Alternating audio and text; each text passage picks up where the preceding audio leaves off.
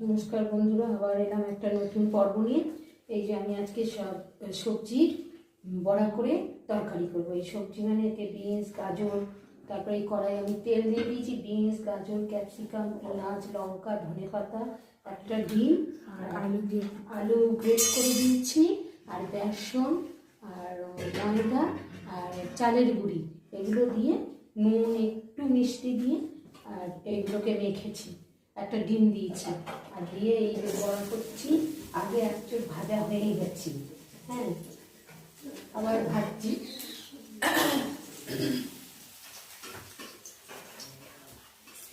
এটা আমি নিজে এইটা মাথা থেকে বার করে কি করবো, রোজ বিকেলে কি খাওয়া হবে রাত্রিরে সেই জন্য। আর এখন তো মাংস খেতে চাইছেন না আপনাদের দাদা ভাই, এখন কি করবো এই জন্য মানে যা পাচ্ছি তাই করছি আর কি। এটা কেমন হবে জানি না, আপনারা করে খেয়ে দেখে আমাকে বলবেন, জানাবেন। বড়াটা হয়ে গেছে, মেয়ে খেয়ে দেখাবে, মেয়ে খেয়ে বলবে কেমন হয়েছে।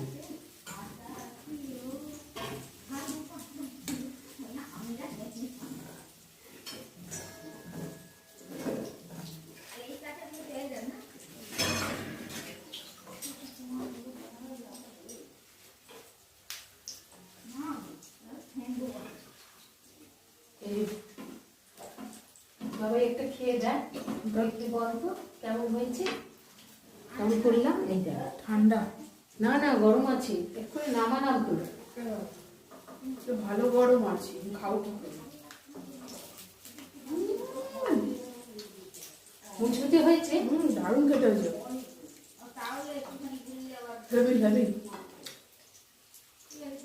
এমনি বড়া এগুলো এরকম মুড়ি দিয়েও খেতে ভালো লাগে, বিকেলে স্ন্যাক্স হিসাবে খেলে হেভি খেতে হয়েছে, দারুণ দারুণ।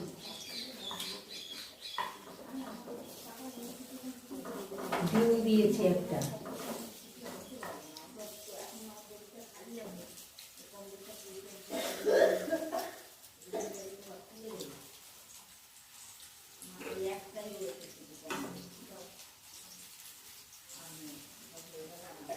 আলু সেদ্ধ করে দিলে হয়, কিন্তু আলু সেদ্ধ করে দিলে একটু ভ্যাদ ভ্যাদে হয়ে যাবে, ওই জন্য আলুটাকে গ্রেট করে নিচ্ছি।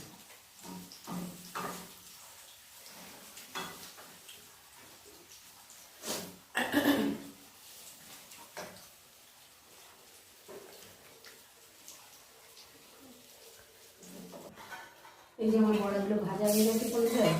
এই যে আমি এবার এতে একটা তেজপাতা আর এই জিরে ফোড়ন দিলাম,